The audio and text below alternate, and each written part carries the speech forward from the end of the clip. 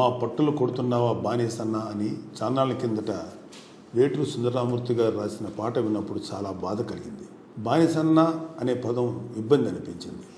ఎందుకంటే మా నాన్నగారు కూడా యూనిఫామ్ సర్వీస్ నుంచి వచ్చిన వాడే. కవి ఏ ఉద్దేశంతో రాశారో కానీ నేడు పులివెందుల పెత్తందారు అతని బ్యాచ్ మాత్రం పోలీసుల్ని బానిసల్లాగే చూస్తుంది. తాము చెప్పిందే జగన్ పీనల్ కోడ్ జేపీసీ, ఆ ప్రకారమే నడుచుకోవాలని తమదైన ముద్రగల బంగారు లాఠీ పట్టుకుని కాకి సోదరుల్ని వేధిస్తుంది. నిజానికి పోలీస్ శాఖలో మరి ముఖ్యంగా కానిస్టేబుల్, ఎస్ఐ, సిఐ స్థాయిలో ఉన్న వారివి థ్యాంక్లెస్ జాబ్స్. దొరగారు స్థాయిలో ఉన్న పెద్ద పోలీసులు చెప్పిన ప్రకారం చేయాల్సిందే.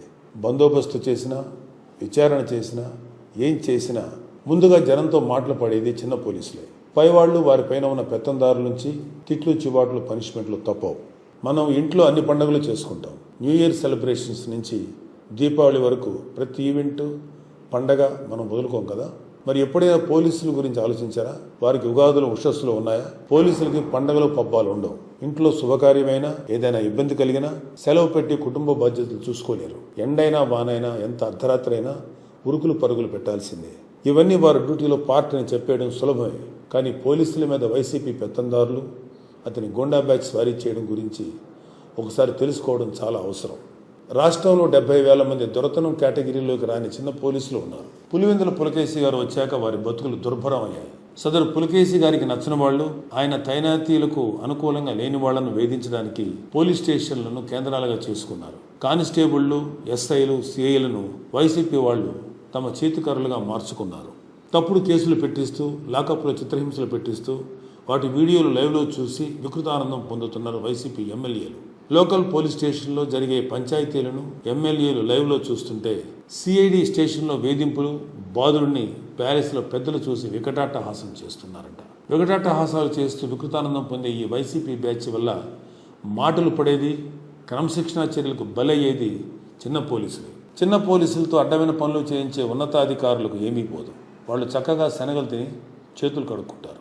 ప్రజల దృష్టిలో పోలీస్ అంటే కానిస్టేబుల్, ఎస్ఐలు. ఎందుకంటే వాళ్ళకి కళ్ళ ముందు కనిపించేది ఎక్కువగా వాళ్లే కాబట్టి. అందుకే ప్రభుత్వం మీద కోపాన్ని కూడా వీరి మీద చూపిస్తుంటారు. ఇన్ని ఇబ్బందులు పడుతున్న చిన్న పోలీసులను సైతం జగన్ ఇన్ని రకాలుగా ఏడిపిస్తూ వంచిస్తున్నాడో మీరు ఎప్పుడైనా ఆలోచించారా? ఒకసారి వినండి. జీతాలు పెంచడంలో, సిపిఎస్ రద్దులో ఉద్యోగులందరినీ ఎలా మోసం చేశాడో పోలీసులను కూడా జగన్ అలాగే ముంచేశాడు. పోలీసు అన్నలు, నేను రాగానే మీ అందరికీ వారానికి ఒకరోజు సెలవు ఇచ్చేస్తాను అని తీయగా ఎన్నికలకు ముందు చెప్పాడు. మీ వీక్లీ ఆఫ్ ఫైల్ మీద సంతకం కూడా పెట్టేశానని కుర్చీలో కూర్చున్నాక చెప్పాడు.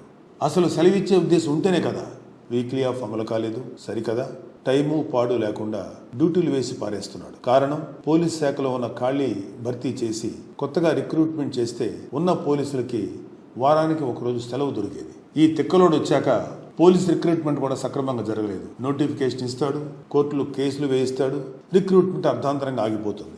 6,500 పోలీస్ పోస్టులు భర్తీ చేసి ఉంటే ఖచ్చితంగా పోలీసులకు సెలవు పెట్టుకునే వీలు సిక్కేది. ఈ మహానుభావుడు సరిగా రిక్రూట్మెంట్ చేస్తేనే కదా.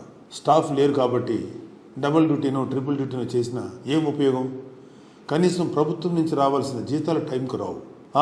అతనికేంటి, గవర్నమెంట్ ఎంప్లాయీ 1వ తారీఖు వచ్చేసరికి జీతం వస్తుంది అని అనుకోవడానికి లేదు. ఈ వైసీపీ పాలన వచ్చాక జీతాలు రావు, డిఏ బకాయిలు ఇవ్వరు. 2018 నుంచి పెండింగ్లో ఉన్న డిఏలు పోలీసులకు ఇవ్వడం లేదు. ఒక్కో పోలీసుకి సీనియారిటీని బట్టి 2 లక్షల నుంచి 5 లక్షల వరకు డిఏ బకాయి పడ్డాడు ఈ దివాలా కోరు ముఖ్యమంత్రి.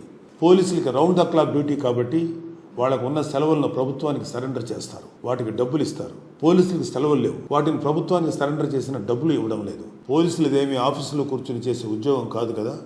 స్టేషన్ పరిధిలోనూ ఒక్కోసారి ఎక్కడికో బందోబస్తుకో, కోర్టు పై మీద తిరుగుతూ ఉంటారు. వారికి ట్రావెలింగ్ అలవెన్స్ నెలకి 2,000 రూపాయలు ఇస్తారు. ఈ ప్రభుత్వం ఆ అలవెన్స్ను కూడా నిలిపేసింది.